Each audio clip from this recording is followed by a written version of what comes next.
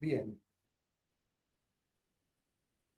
habíamos empezado la clase pasada con algunas cuestiones relacionadas con política monetaria y vamos a profundizar esos aspectos, objetivos, roles, limitantes, instrumentos, herramientas, canales de transmisión, riesgos de la política monetaria. Hasta ahí es la idea de llegar hoy. Habíamos visto algunos puntos en particular que tenían que ver con la definición de la política, que era regular la cantidad de dinero. Habíamos dicho que el Banco Central es quien se encarga del diseño y de la ejecución. Eh, Habíamos hablado de las metas en cuanto a bancos centrales que tienen mandato único y otros bancos centrales que tienen mandato múltiple. El mandato único se ha venido cambiando, es el modelo del Banco Central alemán, Bundesbank, que derivó en cierta forma en el europeo, pero cada vez cuando uno mira las acciones del Banco Central Europeo se parece más a la Reserva Federal que siempre tuvo mandato múltiple que a lo que promulgado en su momento el Banco Central alemán, el Bundesbank, como decíamos. En la Argentina hoy tenemos mandato múltiple, teníamos hasta el año 2012 mandato único y luego se cambió. Entonces, cuando veamos la Carta Orgánica del Banco Central vamos a profundizar en ese punto. Eh, y habíamos hablado también de la independencia del Banco Central como una cuestión fundamental. Eh, a partir de los desastres de política monetaria que se ejecutaron en el mundo durante la década del 70, del 80, la banca central moderna adoptó la idea de la independencia, esto es, que la política maneje el Ministerio de Economía, la Secretaría del Tesoro, como sea, mientras que el Banco Central es manejado por los técnicos. Esta cuestión de la independencia depende mucho del ciclo económico, habíamos dicho. Si el ciclo económico es muy recesivo y hay pérdida de empleo y demás, es muy probable que la política monetaria esté alineada con la política económica y fiscal de un país.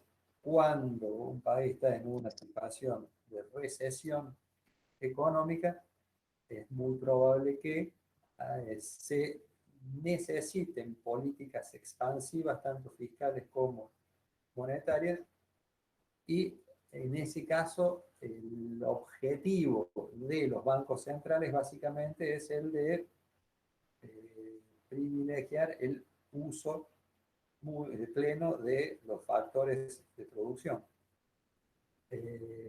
En cambio, cuando la economía crece demasiado fuerte y por encima de su potencial y eso genera riesgos de inflación, en ese caso es muy probable que haya una divergencia entre lo que quieren los políticos con lo que quieren los técnicos, que es el famoso punto de enfriar la economía. Enfriar la economía significa que haya menos crédito, que haya tasas más altas, que haya menos consumo, menos empleo, etcétera, etcétera. Y eso obviamente a los políticos no les gusta, por ende, eh, en ese punto en particular seguramente puede haber una divergencia de opinión entre el Banco Central y la política, y en ese caso es donde se debería privilegiar esta cuestión de la independencia.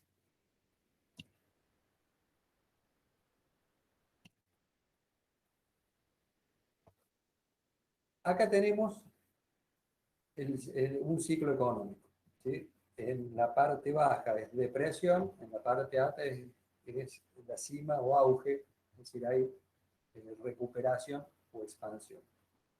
Claramente es muy distinto. Acá tenemos en el eje de la I el PBI y en el eje de las X tenemos el, el plazo. Perdón. Claramente en el punto 1, cuando la economía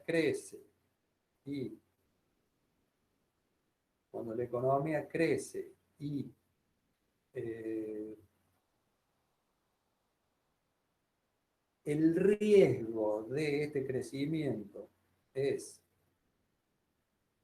la inflación, en ese caso claramente lo que hay que hacer es endurecer la política monetaria y claramente eso, como decíamos anteriormente, va en contra de la política distinta. Es el caso 2, donde la economía cae y puede caer mucho más. En ese caso seguramente se alinean los objetivos del banquero central con los objetivos de la política.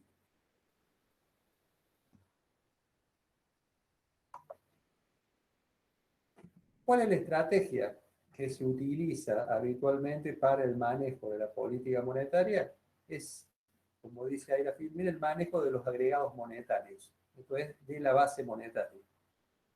Tanto a través del control sobre la oferta de dinero, la cantidad de dinero, o a través de las tasas de interés. Pero de todas las tasas, no. En general, la política monetaria puede influir sobre, en general, sobre las tasas cortas de interés. El mercado es teóricamente quien, en los países desarrollados, fija lo que son las tasas largas de interés. Eh, un poco lo que está ocurriendo hoy en el mundo es algo parecido a esto. La Reserva Federal ha dicho que va a mantener las tasas sin cambios durante mucho tiempo y todo lo que sea necesario para recuperar el empleo perdido por la pandemia en Estados Unidos, mientras que el mercado de bonos, que, por ejemplo, el bono a 10 años de plazo que rendía en términos anuales abajo del 1%, ya está en niveles de 1,65, 1,70. Lo que se ha producido se llama un empinamiento de la curva. ¿Sí? Esto da la pauta de que la tasa larga la maneja el mercado, si bien la Reserva Federal, en este caso cualquier banco central, de Japón por ejemplo, tienen modalidades para influir, esto lo vamos a ver más adelante. Pero quédense con la idea de que el Banco Central lo que hace es influir sobre las tasas cortas de interés. Entonces, la base monetaria ya la habíamos definido, es el efectivo en manos del público más la reserva de los bancos, es en definitiva, cuando hablamos de reserva, hablamos de los depósitos de las entidades financieras en el Banco Central, y esto es igual a las reservas de libre disponibilidad, reservas externas, exteriores, en oro y divisas, más el crédito del sector público, es decir, los adelantos transitorios, en el caso de Argentina, el gobierno nacional, más los redescuentos y los préstamos que los bancos centrales efectúan hacia los bancos. Esta es la identidad del balance de un banco central. Para hacerlo más de acuerdo a la realidad, acá tenemos el pasivo de el balance del Banco Central. No puse los números porque, a ver, poner números fijos, eh, la verdad que no les dice absolutamente nada. Sí le da una idea de magnitud, pero si esa magnitud no se puede comparar con algo, no tiene mucho sentido. De nuevo vamos a ver un poquito eso más adelante, pero la idea acá es ver los conceptos. ¿Cuáles son los conceptos que componen el pasivo del balance del Banco Central? Y acá vemos, por ejemplo, circulación monetaria, que la definimos como, las clases pasadas, los billetes y monedas en circulación, más las cuentas corrientes en pesos que las entidades financieras poseen en el Banco Central. También está, como ven ahí, los cheques cancelatorios, pero no tiene prácticamente volumen. Fue una idea en algún momento de reemplazar más que reemplazar, es utilizar como medio de pago, la verdad que obviamente no ha tenido difusión. Lo mismo, se le agregan medios de pago en otras monedas que también son muy chicos en cuanto al volumen.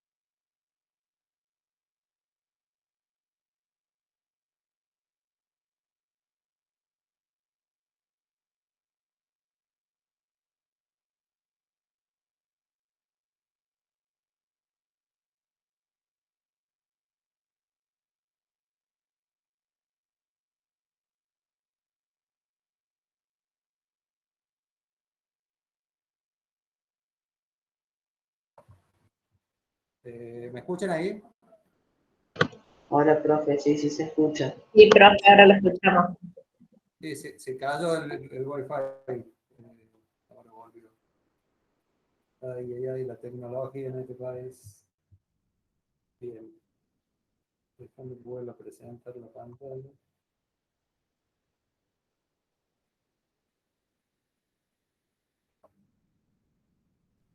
Menos mal que esta vez por lo menos no me quedé hablando solo, ¿no?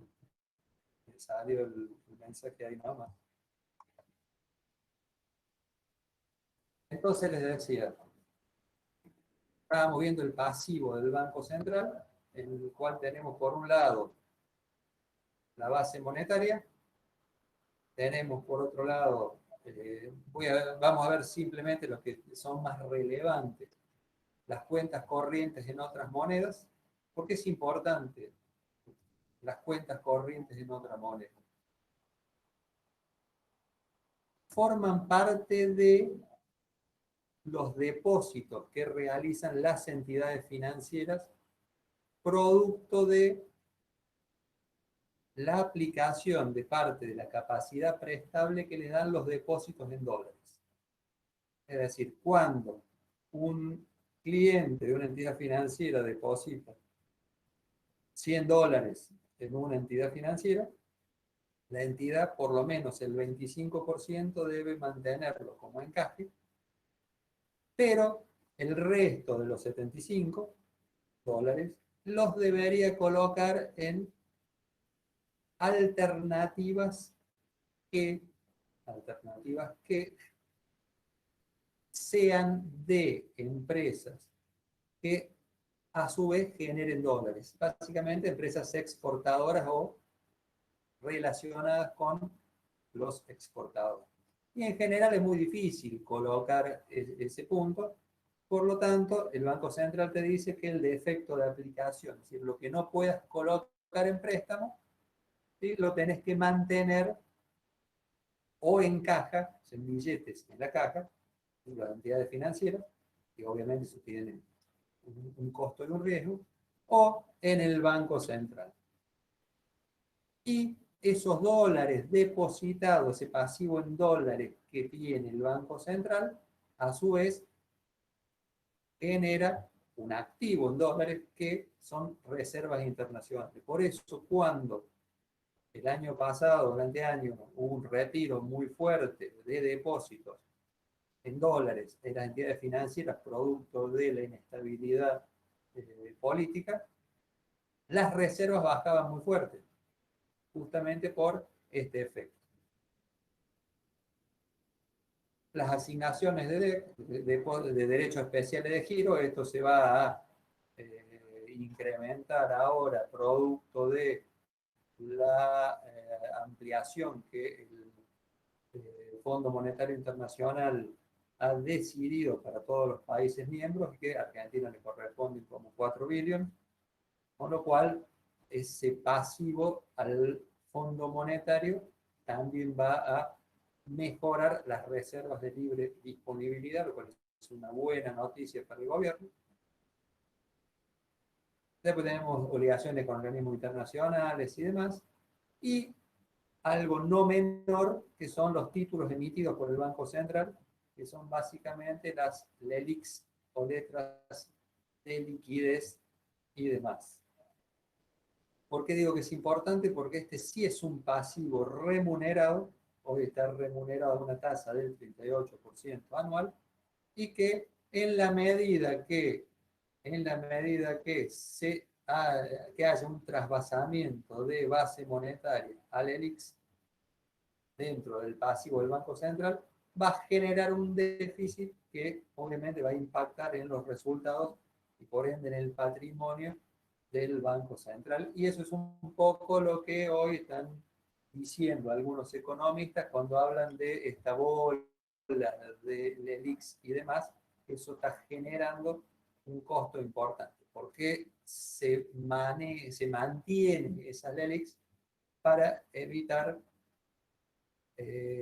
una inflación aún mayor a la que hay, es decir, es una modalidad de esterilizar base monetaria, una forma de esterilizar cantidad de dinero en la economía.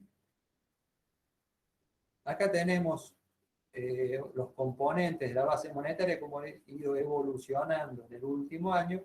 En el azul oscuro, las cuentas corrientes en peso en el central, y la circulación monetaria en celeste. Fíjense que en general hace un pico hacia finales de cada año por una cuestión de demanda propia de dinero para las fiestas, aguinaldo y demás, y luego se va estabilizando. Claramente este incremento tiene un componente inflacionario importante.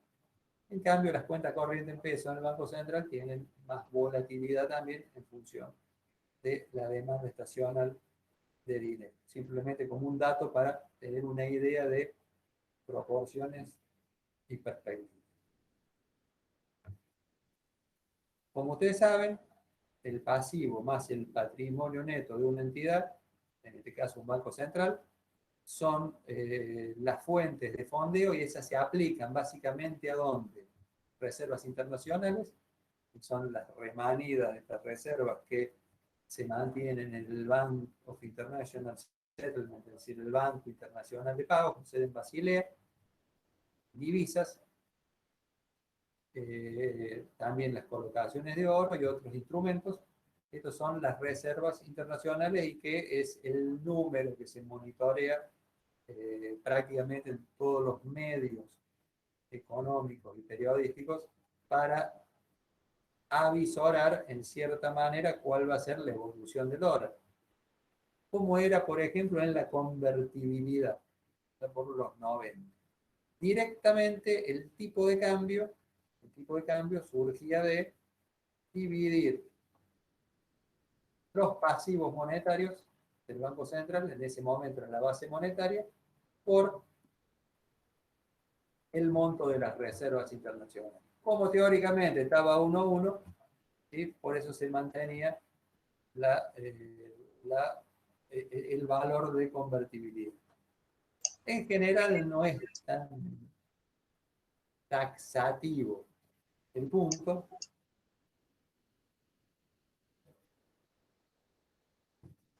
pero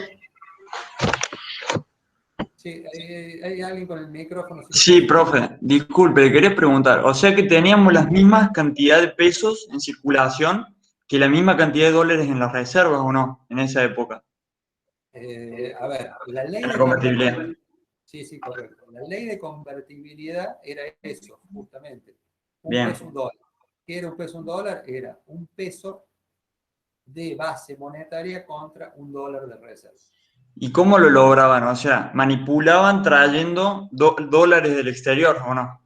No podías. Si no tenías dólares, no podías emitir.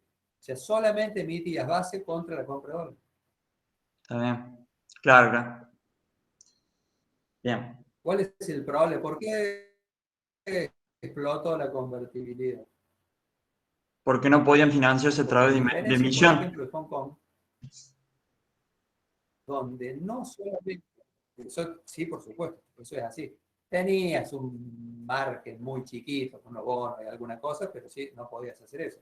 El problema es que en la convertibilidad, la creación primaria de dinero, ¿sí? Para aplicar los conceptos que venimos viendo, estaba 1-1, ¿sí? Pero la creación secundaria de dinero no. Es decir, los depósitos, teóricamente, que eran en dólares, estaban aplicados a préstamos teóricamente en dólares, pero le prestaban a una persona en dólares para comprar la licuadora cuando esta persona ganaba en pesos. Con lo cual, cuando hubo una devaluación, más que la devaluación, la desdolarización, ahí es donde se rompe esta cuestión de la convertibilidad, porque el Banco Central no tiene los dólares para devolver los depósitos bancarios. Por eso la corrida, y por eso el corralito y la crisis.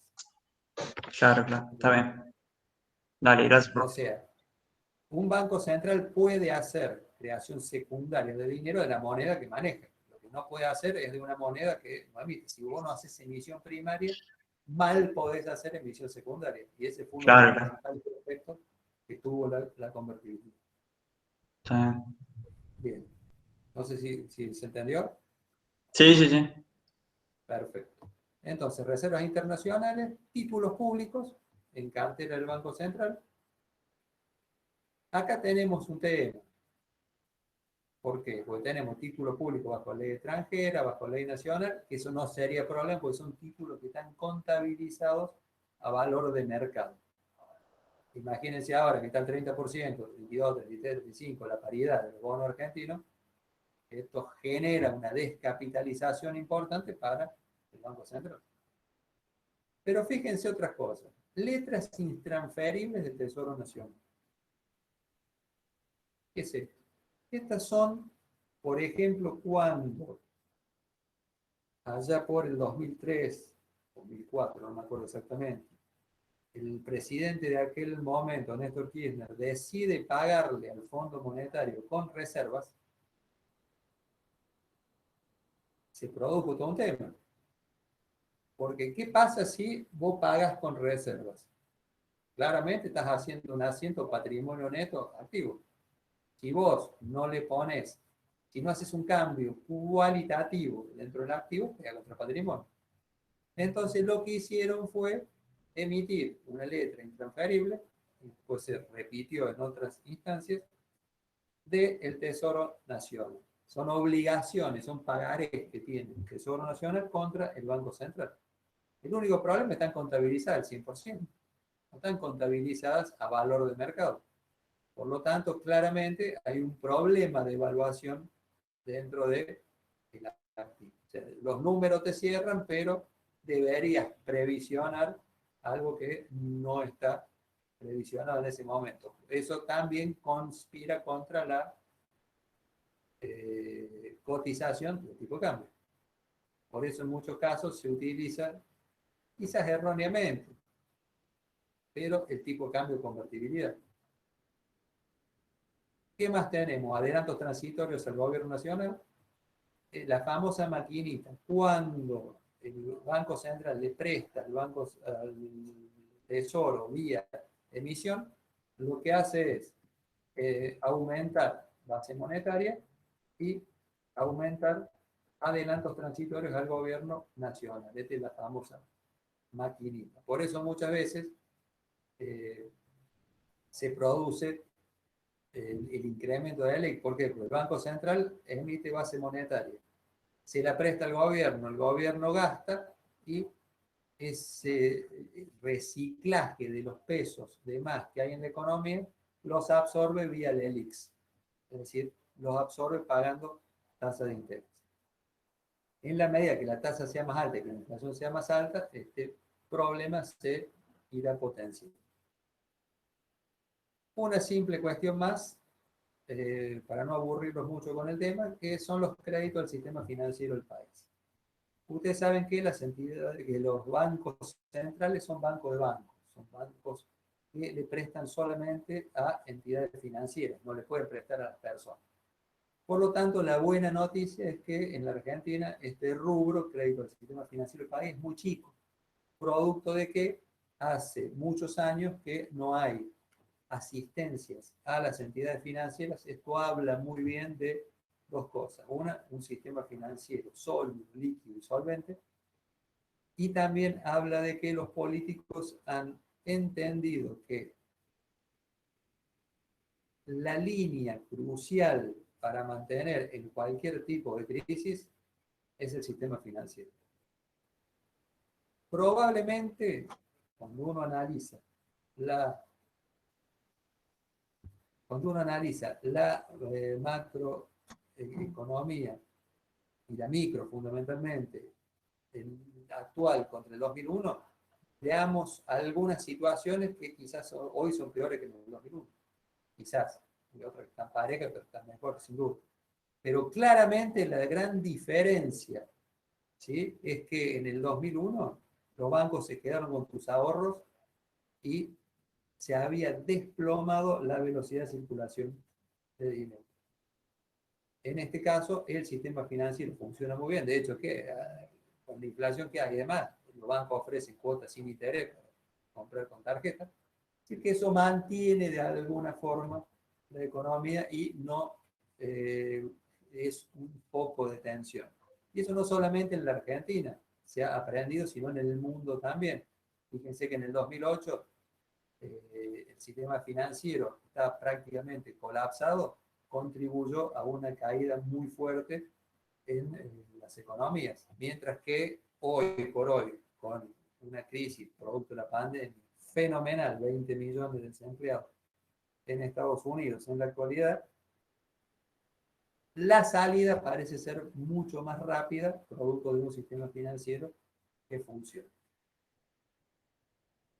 Acá tenemos algunas evoluciones, las reservas internacionales y el tipo de cambio multilateral, simplemente para ver la información que publica eventualmente el Banco Central y cómo eso puede influir.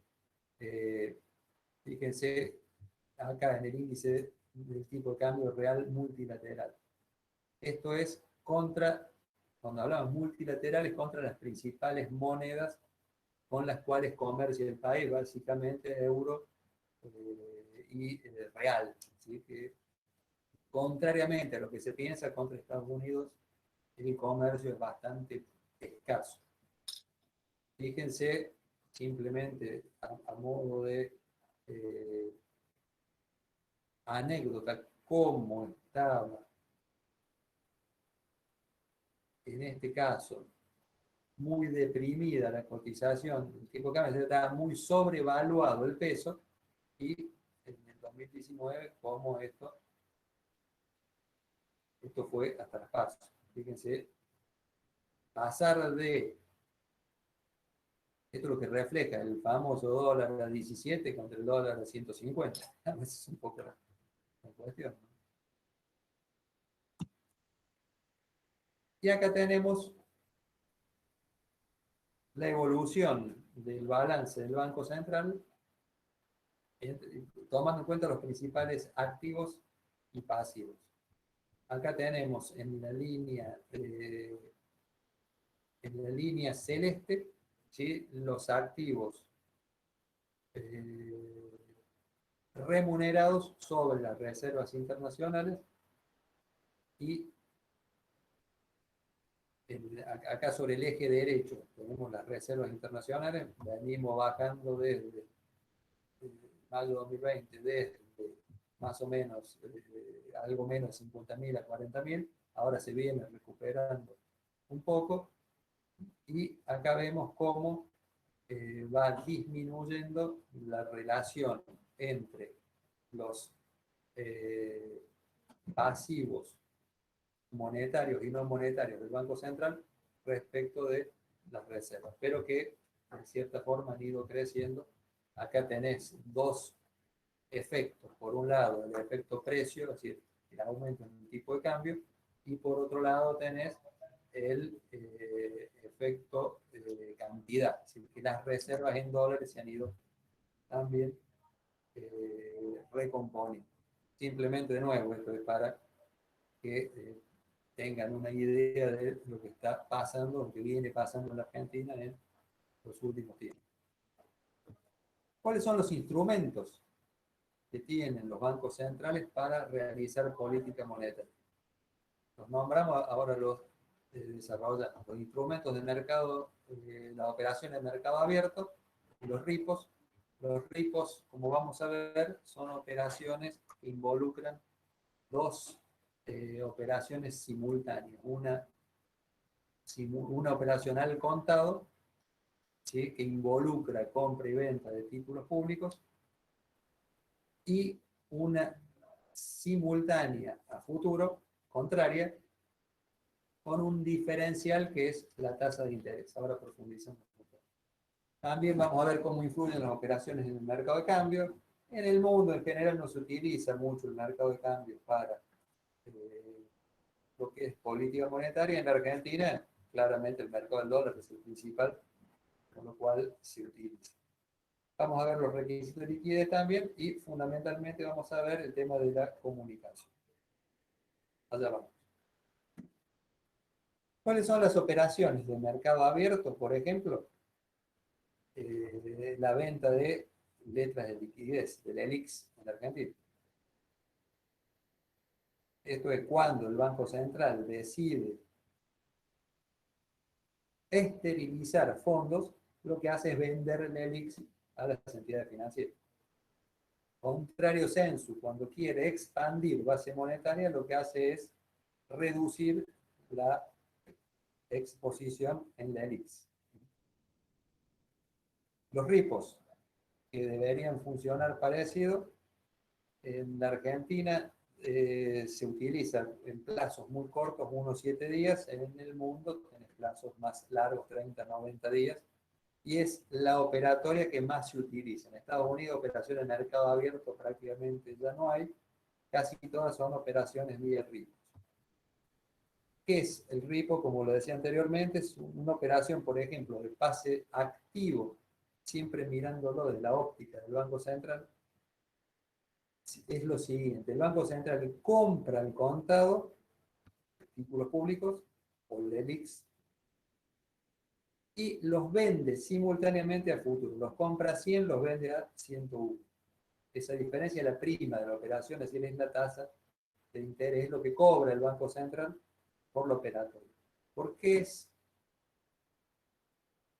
en el mundo la operación de la operatoria de política monetaria por excelencia?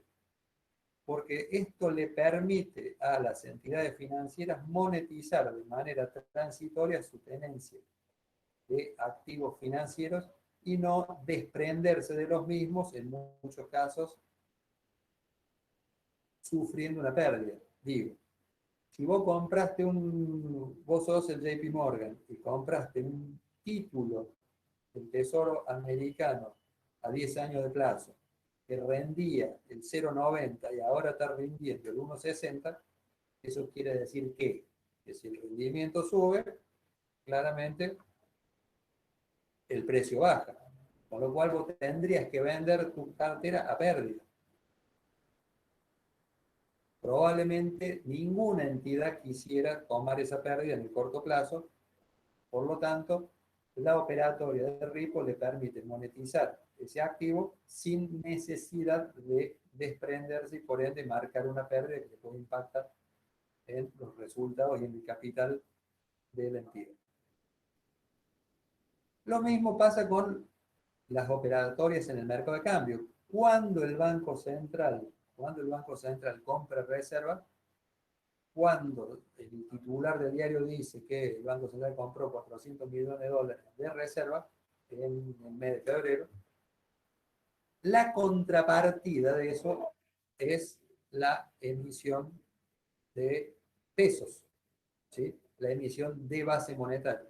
Contrario sensu, cuando tiene que vender dólares el Banco Central, cuando el Banco Central vende dólares, lo que hace es disminuir la cantidad de peso, esterilizar la cantidad de peso. En general no se piensa la operatoria cambiaria como un mecanismo de operatoria de política monetaria, pero sí tiene un efecto y, insisto, en la Argentina es sustancial ese efecto. Y por último, los requisitos de liquidez. No es, de nuevo, es un mecanismo muy poco utilizado en el mundo, en la Argentina quizás un poco más, pero tampoco mucho, por las filtraciones que esto tiene, como ya vimos cuando analizamos la creación secundaria de dinero. Esto es básicamente cuando la autoridad monetaria quiere que las entidades presten menos, que haya menos crédito disponible en la economía, aumenta los requisitos de liquidez, aumenta el encaje que deben mantener las entidades sin poder prestar. Y viceversa, cuando quiere volcar más fondos al mercado, lo que hace es disminuir estos requisitos. Pero acá entra a jugar la diferencia que habíamos visto entre encaje técnico, encaje legal, entra a jugar el riesgo que perciben las entidades financieras en cuanto a efectuar nuevos préstamos. También incide la propensión marginal a mantener efectivo por parte de los agentes económicos en el país, por lo tanto no es un instrumento que en la actualidad la banca central moderna utilice asiduamente para realizar política monetaria. Por último, la comunicación. Esto es fundamental, les decía. Esto es lo que en Estados Unidos le llaman guidance, o el hecho de que el banquero central, ya sea en los principales países, Estados Unidos, Europa, Inglaterra, etcétera, donde dice cuáles son los objetivos de política monetaria y dice cómo lo piensa lograr.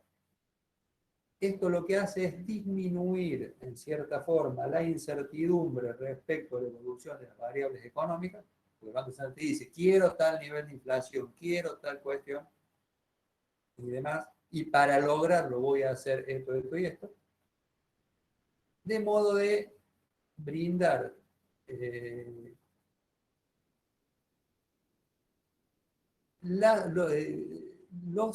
las guías necesarias para poder tomar decisiones en ese sentido. Incluso las recomendaciones que efectuó el Banco Internacional de Pagos, que es un poco el banco central de los bancos centrales, al respecto es el de simplificar el comunicado de política monetaria de modo que no solamente sea entendido por los grandes banqueros de inversión, sino que llegue a cualquier agente económico de un país, marcar alguna idea de incremento de precios y generar dentro del dictamen cuáles son los principales riesgos o cuáles son los principales sesgos en el cual ve la política. Por ejemplo, en este caso, cuando uno mira el último comunicado, el último statement de la Reserva Federal de Estados Unidos, habla de que los riesgos todavía siguen siendo a que un recrudecimiento en las consecuencias negativas de la pandemia en una segunda o tercera ola, dependiendo de qué país, que obliga a mayores confinamientos, puede volver a generar un entorno recesivo en la economía y dañar la recuperación que está en ciernes en estos momentos. Es decir, el guidance en definitiva es dar una semblanza de lo que piensa el banquero central de lo que va a ocurrir y cuáles son los riesgos y eventualmente cuáles serían las medidas a tomar en caso de que ocurriera eso. Vamos a volver sobre el tema más adelante. Esto es la política monetaria. Ahora vamos a hablar un poco de política financiera. ¿Cuál es la diferencia entre política monetaria y política financiera? Si bien están totalmente interrelacionados, la política monetaria apunta a la cantidad de dinero y su precio, que es la tasa de interés. La política financiera apunta más a la creación secundaria de dinero, es decir, al mercado de crédito. En cuanto a la expansión, en cuanto a las regulaciones y supervisión, en cuanto a las metas cuantitativas, si hubiese y eventualmente si hubiese burbujas de crédito. Si uno va a lo que ocurrió, por ejemplo, en el 2008, donde hubo una expansión de crédito muy fuerte, ¿sí?, bajando sustancialmente los requisitos de colocación, es decir, las entidades tomaron un riesgo exagerado en cuanto a esa expansión, generando lo que se llama una burbuja. ¿Por qué? Porque esos créditos hipotecarios de baja calidad que daban los bancos eran aplicados a la compra de inmuebles cuyo precio se elevó sustancialmente por sobre el valor de costo, ¿sí? Para que se den una idea, estaban en el diferencial máximo de los últimos 25 años respecto de la media, lo cual generaba de alguna forma un riesgo latente de caída en esos precios. Es probable que si el Banco Central hubiese ajustado esta expansión crediticia, estamos hablando de la Reserva Federal, si hubiese ajustado esa expansión crediticia, probablemente no se hubiese formado una burbuja en el sector inmobiliario como la que se generó, con las consecuencias negativas que eso tuvo para el resto del sistema. Vamos a ver en este cuadrito, ¿sí?, cuáles son los mecanismos de transmisión de la política monetaria. En definitiva, este cuadrito lo que hace es resumir un poco todo lo que venimos hablando hasta este momento. Por un lado tenemos los objetivos de política monetaria que se sintetizan en reglas de política monetaria y a su vez en acciones de política monetaria actuales y esperadas. Vamos a asumir, vuelvo un poquitito para atrás, vamos a asumir simplemente por el ejemplo que estamos en este punto 2. Estamos en una recesión y que puede convertirse en depresión. ¿Sí? Hay pérdida de empleo, hay cierre de fábrica, caída en el consumo, caída en las ventas, caída en el ingreso disponible. Esa es la situación.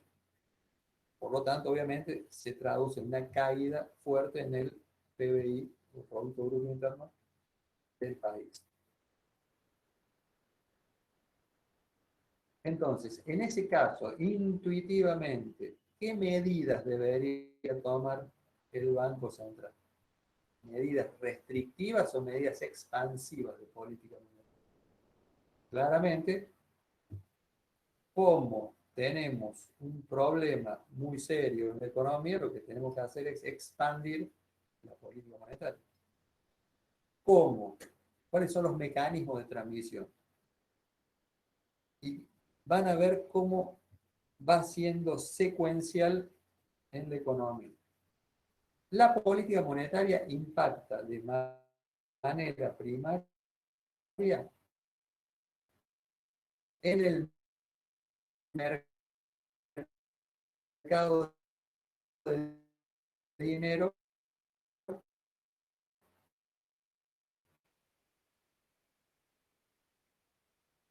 por lo tanto aumentan los agregados monetarios y de crédito, tomamos todas las medidas para que haya más crédito en la economía, bajamos los encajes, eventualmente poder pasar con estructuras activos sensibles a la tasa de interés.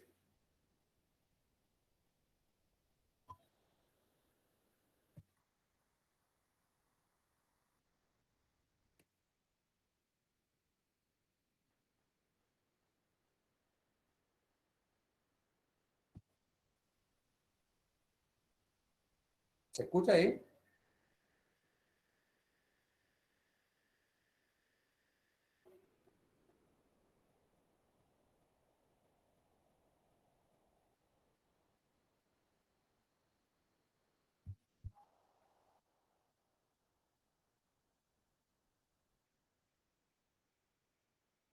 Bien, no, pues escuché un ruido ahí, pensé que se me había cortado. Le decía, el precio de los activos sensibles. Si tenemos más crédito y menor tasa de interés, aumenta el precio de los activos sensibles. Caso de los inmuebles, caso de las acciones, por ejemplo, que son de alguna forma un reflejo de la actividad crediticia. ¿Qué es lo que se busca acá? Que es uno de los temas que la academia discute en esto de que se llama la reflación de activos. Lo que hoy buena parte del establishment de Estados Unidos, sobre todo de los demócratas, básicamente la fracción de Bernie Sanders y demás, lo que dicen es que esta política monetaria de bajar la tasa de interés y de aumentar el crédito, lo que hace es favorecer a los ricos. ¿Por qué? Porque el efecto primario que tiene es el de aumentar el precio de los activos. Como decía, los inmuebles, las acciones. ¿Y quiénes son básicamente los que tienen inmuebles y acciones? Los ricos. Esto no favorece a los pobres. Lo que se dice actualmente es que el hecho de mantener una inflación muy baja, casi cercana a cero, hace que quienes tienen menos, o sea, los últimos deciles, desde el punto de vista estadístico, del ingreso de la población, prácticamente no no aumenta, ¿sí? Y dicen que los índices de inflación, si bien no como en Argentina, en muchos casos no reflejan realmente los cambios en el poder adquisitivo. Pero bueno, esa es toda una discusión que va a tener sus bemoles. Entonces, suben los precios de los activos, se genera lo que se llama el efecto riqueza. Es el efecto riqueza. Cuando, sobre todo, pensemos con cabeza de un norteamericano, si tu casa vale $200.000, a vos te presta el banco contra la hipoteca X. Ahora, si tu casa vale $300.000, ese X se multiplica por 2, o por 1,5, por lo menos. Es decir, existe la posibilidad de utilizar estos activos como alcancía. Es lo mismo las acciones. Cuando vos tenés un portafolio de acciones que te sube el 100%, ese efecto riqueza hace que probablemente incremente ese titular de ese portafolio incremente su consumo.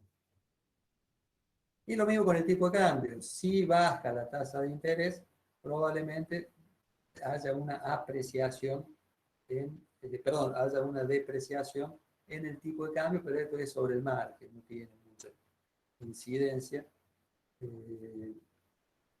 Por lo tanto, no es uno de los principales canales de transmisión de la política monetaria.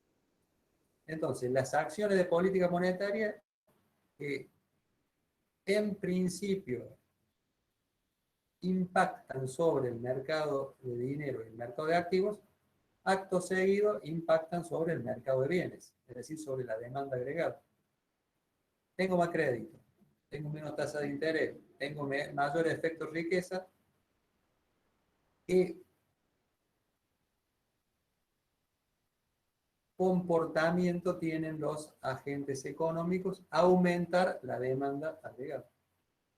En general, tengo mejores condiciones para aumentar la demanda.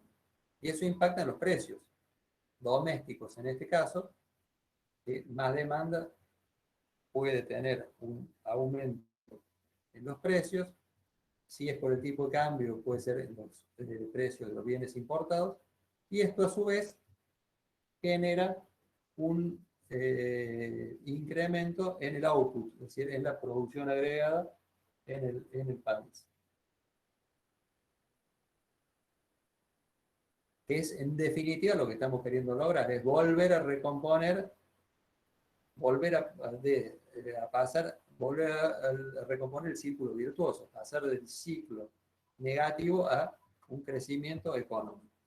Y esto obviamente vuelve para acá, que es un proceso continuo, se retroalimenta, en función a las medidas que tomaste, volvés a repensar las reglas y, es decir, quizás es lo que está pasando en la actualidad, sobre todo en Estados Unidos, donde el componente de un estímulo fiscal fenomenal, más una política monetaria sumamente expansiva, más 2,5 palos de tipo que estás vacunando todos los días,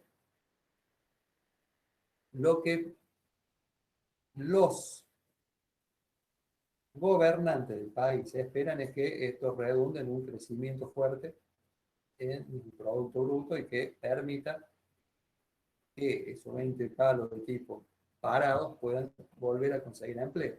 ¿Cuál es la duda que algunos, como Larry Summers o Olivier Blanchard, están planteando? Y capaz que se pasan de rosca. Entonces, este proceso es absolutamente importante, que se vaya monitoreando mes a mes, cuando digo mes a mes, comité a comité de la Reserva Federal, este mecanismo, cosa de que la Fed siempre esté por delante de los acontecimientos, no la vaya corriendo de atrás, porque eso puede ser muy negativo específicamente para los mercados.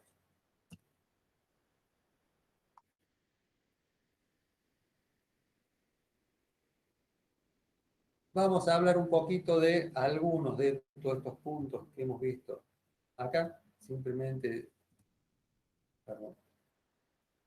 Bueno,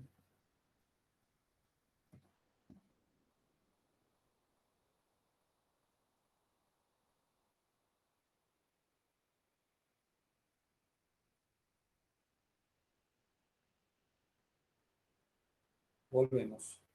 Decir, vamos a ver algunos de los puntos de estos que hemos tratado acá, viendo algunas cuestiones en particular. Otras que, mira, vamos a pasar porque ya las hemos mencionado. Cuando hablamos de estructura temporal de las tasas de interés como canal de transmisión de política monetaria, hay que ver dos cuestiones. Primero, la definición, que es la compensación que se paga por el uso temporario de fondos de terceros, y qué es lo que determina el nivel de las tasas de interés. A nivel macro dijimos que era la oferta y demanda de crédito, la tasa de inflación, pero también la estructura de los intermediarios financieros. Si tenés una estructura muy concentrada de intermediarios financieros, probablemente la tasa de interés sea muy superior a que si hubiese una estructura más fragmentada de intermediarios. Y a nivel, eso es a nivel macro. A nivel micro, ¿qué te determina? El riesgo de contraparte no es lo mismo prestarle a YPF que prestarle a Doña Rosa. ¿Sí? Hoy por hoy no sé cuál es mejor. Y el plazo de crédito, obviamente, mientras más largo sea, menor, mientras más largo sea el plazo, mayor es la tasa de interés. Estos son los temas que se toman en cuenta cuando trabajamos sobre la estructura de tasa de interés del mercado. Dijimos que acá la Fed solamente, el Banco Central, perdón, solamente puede influir sobre las tasas cortas, que después se derraman sobre el resto. Esta es la curva habitual de la tasa de interés. ¿Por qué digo habitual? Usualmente es así, mientras a menor plazo, menor tasa de interés.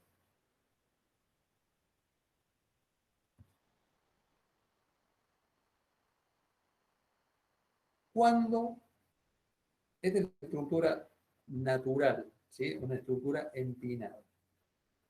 Hay algunas cuestiones a tener en cuenta. Cuando el Banco Central, cuando la Reserva Federal, por ejemplo, decide incrementar o disminuir, en realidad, pues el ejemplo que estamos viendo, decide disminuir la tasa de interés de corto plazo, esto tiene ciertos impactos. Primero sobre otras tasas. Si se disminuye la tasa de los Fed Funds, la tasa de los depósitos también de corto plazo también van a disminuir. Si baja la tasa, el tipo de cambio se va a depreciar levemente contra algunas otras monedas. Por ende, la economía debería tender a crecer y debería tener también un impacto sobre el empleo. Hay una cuestión que Milton Friedman en su teoría monetarista plantea lo siguiente, en esto de la ecuación monetaria o identidad monetaria. La cantidad de dinero por la velocidad de circulación de dinero es igual al índice general de precios, el nivel general de precios, y la cantidad de transacciones finales en la economía. P por Q sub I es un proxy del Producto Bruto de un país.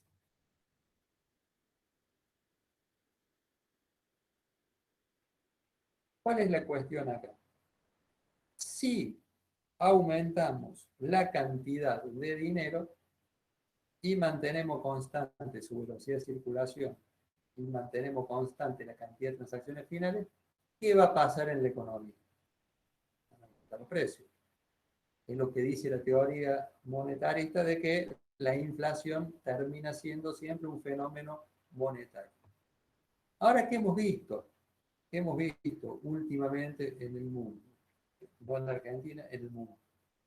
Este M ha subido tremendamente, podemos ver algunas estadísticas, no hoy, y la inflación no sube. ¿Por qué? Porque lo que disminuyó fuerte es la velocidad de circulación de dinero. La M está asociada a la emisión primaria de dinero, el dinero que emite el Banco Central. La velocidad de circulación está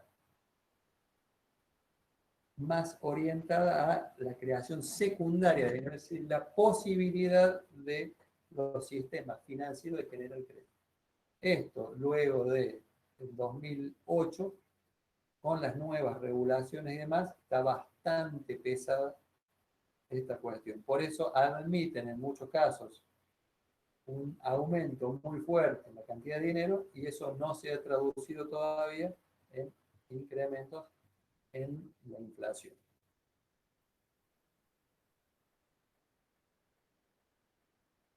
Vamos a pasar esta filmina.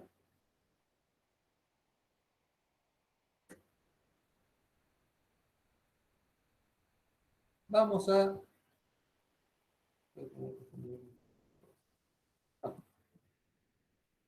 Vamos a ver, tenemos tiempo. La transmisión a través del impacto de los agregados monetarios y crédito, los riesgos del canal crediticio. Esto es cuando la tasa de interés cobrada afecta el riesgo de crédito por una cuestión de incremento, como decíamos, en el riesgo y donde el ingreso esperado va a caer. Acá hay dos cuestiones que son fundamentales en este análisis, que son el riesgo moral o moral hazard y el riesgo de selección adversa. ¿Qué es el riesgo moral? Que si subimos mucho la tasa de interés, eso disuade a los buenos deudores y se concentran mayor cantidad de malos pagadores. Es decir, cuando la tasa es muy alta, yo que soy un buen deudor prudente, no tomo crédito.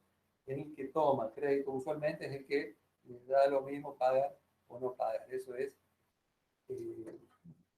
el moral hazard y es uno de los principales riesgos que impactan sobre el canal de transmisión del crédito.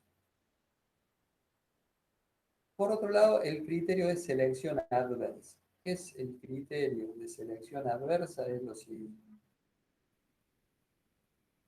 Muchas veces las entidades financieras lo que hacen es buscar proyectos con tasa de interés más alta, pero no necesariamente hacen el análisis correcto respecto del riesgo crediticio. Es decir, en muchos casos buscan proyectos con mayor rentabilidad, pero más riesgosos. Esto es lo que se llama el principio de selección adversa. Por estos mecanismos, por estos elementos que impactan sobre el canal crediticio, es que en general últimamente no se utiliza este canal crediticio como principal canal por donde se ejecuta la política monetaria, yendo más que todo a los canales de los agregados monetarios y a la estructura de tasa de interés con su efecto en el precio de los activos.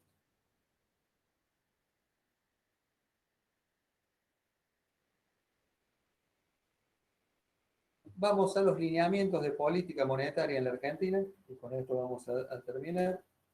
¿Qué dice el Banco Central? El Banco Central, a principios de cada año, tiene que establecer distintos lineamientos de política monetaria, esto es por que se lo impone la Carta Orgánica, donde dice medianamente cuáles son los principales aspectos a tener en cuenta, las principales visiones y conceptos al respecto. ¿Qué dice el Banco Central respecto de la tasa de interés? Algunas cuestiones, obviamente, esto es un informe bastante más largo, yo simplemente resumí algunas cuestiones como para poder transmitírsela de una manera pedagógica y que se entienda. Quien quiere ampliar puede entrar al sitio del Banco Central, www.bcra.gov.ar, y tienen mucha y muy buena información. Tasa de interés, entonces. Lo que dice es que el nivel de tasa de interés real debe preservar la estabilidad financiera y externa de la economía y ser compatible con la financiación de la producción y de la construcción, de una curva de rendimiento a mayor plazo. Concretamente, la idea, al menos plasmada en este documento, es que se evite tasas de interés muy negativas, porque eso conspira contra la estabilidad financiera del país. Es decir, que haya una tasa de interés real que sea razonable, que sea compatible con la producción. El problema de que la tasa de interés real es la tasa nominal menos la inflación. Y dada la volatilidad que está mostrando el índice de inflación, es muy difícil asumir cuál va a ser la tasa de interés real en los próximos meses. Si nos atenemos a las predicciones del ministro de Economía, debería de converger al 2% del segundo semestre. Si vemos lo que los analistas en el REM, que se llama, que son las expectativas, el relevamiento de expectativas de mercado, son casi el doble. ¿Cuál es la tasa real? Ya lo saben. Depende de qué tipo de inflación realmente ocurra. Pero es un poco la señal. No buscan tasas de interés muy negativas en este caso, sino que medianamente sean neutras. A nivel de precios, una reducción gradual pero sostenible de la tasa de inflación a partir de un enfoque política monetaria prudente, consistente y coordinado con el resto de la política económica. Acá tenés algún tema. La pandemia ha cambiado sustancialmente esta cuestión, habida cuenta de que hubo que emitir IFE, ATP y demás, sin contar con los recursos por parte del Estado y solamente mediante la emisión monetaria como alternativa de financiamiento. Esto generó de alguna manera una base de pesos importante que tuvo que ser esterilizada vía LELIX y demás por parte del Banco Central. Lo que sí se ve es que en los últimos meses la expansión de base monetaria, o sea, la emisión vía financiamiento del gobierno ha disminuido sustancialmente. Veremos cómo eso evoluciona en los próximos meses, habida cuenta de que los vencimientos de la deuda pública son bastante importantes y en caso de faltar financiamiento al déficit fiscal, van a tener que volver a emitir y de nuevo se van a probablemente mover nuevamente los precios.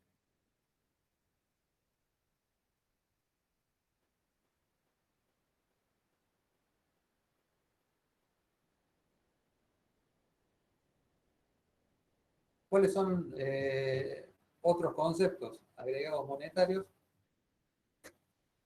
La idea es que haya una recuperación de la confianza y una reducción gradual en las tasas de interés que posibilite un grado de remonetización. Esto es complicado. O sea, una vez que perdés la confianza en el peso, lo lograste yendo de 17 a 150 y doblando y demás, es complicado volver a generar esa confianza en los agentes económicos. De todos modos, porque uno está viendo ahora que esa brecha entre el dólar oficial y las otras modalidades del dólar, si bien todavía es amplia, un poquito menos del 60%, pero va disminuyendo, eso eventualmente podría traducirse en una remonetización de la economía. Pero todavía es muy pronto para decir cómo va a evolucionar esa cuestión. El tipo de cambio, la política es la de flotación administrada, de hecho que el Banco Central lo que va haciendo es devaluar diariamente el tipo de cambio en función a determinadas cuestiones. Antes era un nivel de inflación, ahora están utilizando más el tipo de cambio como ancla antiinflacionaria, con lo cual han disminuido el grado de devaluación para frenar un poco los incrementos de los precios transables con el exterior. O sea, la idea acá es propiciar, esto es crucial, si es que se logra, es una acumulación preventiva de reservas internacionales sobre la base de un ingreso genuino de divisas. La suba en el precio de la soja y la probable mejora en la cantidad cosechada de los cereales puede jugar en ese sentido. Obviamente hay que ver si los chacareros con esa producción la venden o si la guardan en silo bolsa, con lo cual ese círculo virtuoso quedaría truco.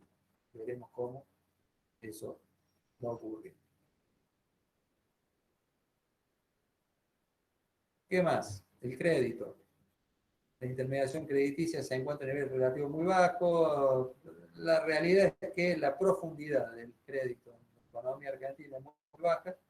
Históricamente es muy baja, está en el orden de, depende cómo lo midas y con qué dólar tome y demás, 12, 13, 14, 15% del producto, cuando otros países están más cerca del 50, 60 y algunos países arriba del 100%. Eso por ahora no se ve, en medio de una pandemia menos, en la cuestión del riesgo crediticio, eso probablemente no va a cambiar mucho, pero sí en sentido estratégico la idea es que eso aumente. Y también en cuanto a nivel de actividad y empleo, es que las políticas monetarias que se adopten tienen que ir relacionadas a soportar el nivel de actividad y también el empleo. Esto de este círculo virtuoso que estamos mencionando muchas veces, la inestabilidad de la macroeconomía y el impacto muy fuerte que tienen las decisiones de la política sobre las decisiones de los agentes económicos conspira contra este lineamiento que establece el Banco Central.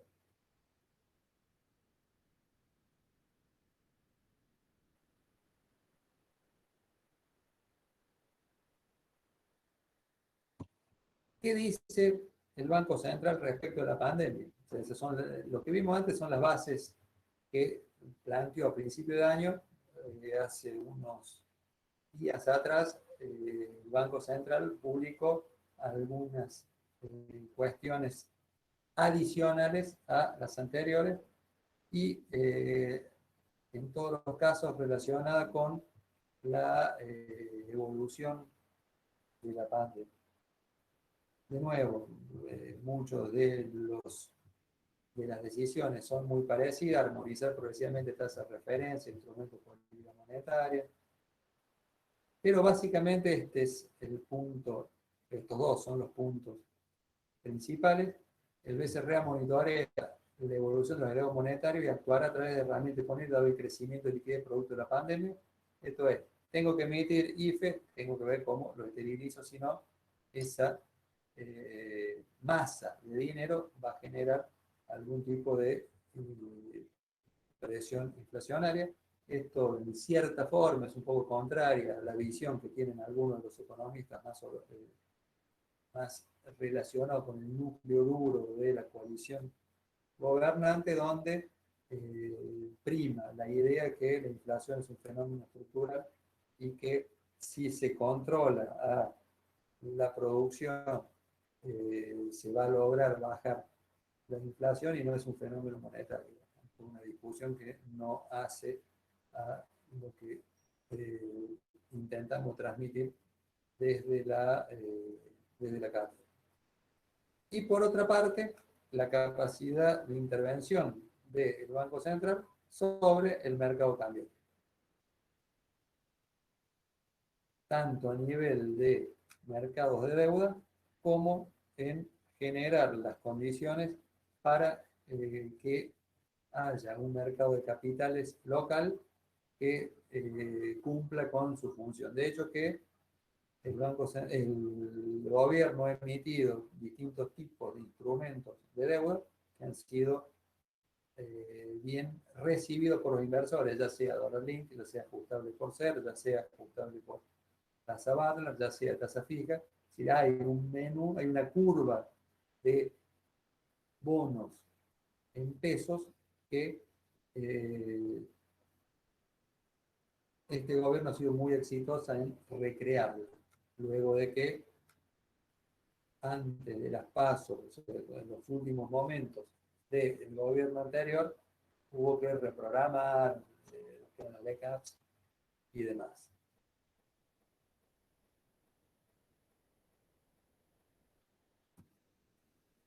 Por último, y con esto cerramos, la política de crédito que está relacionada con los instrumentos que el Banco Central, fruto de la pandemia, ha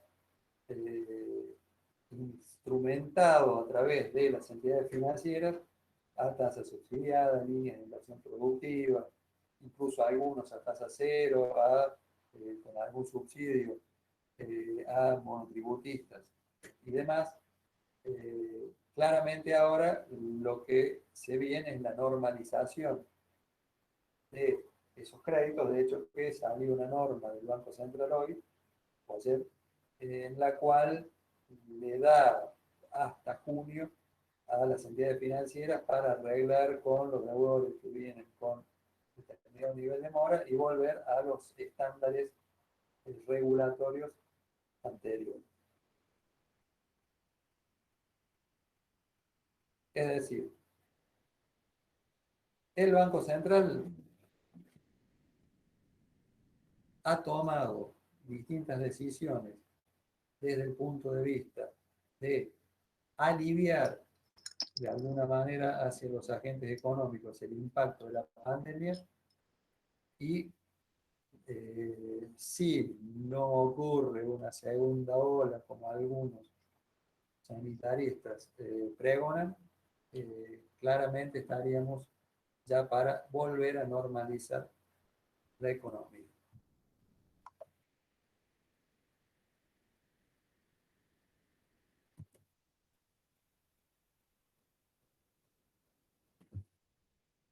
Bien, hay un par de filminas que quedaron pegadas ahí, esa la vamos a ver en otro momento, no deberían estar en este esquema, se ve que no era la última versión, pero bueno, no les va a afectar sustancialmente el punto. ¿Alguna pregunta? ¿Alguna duda?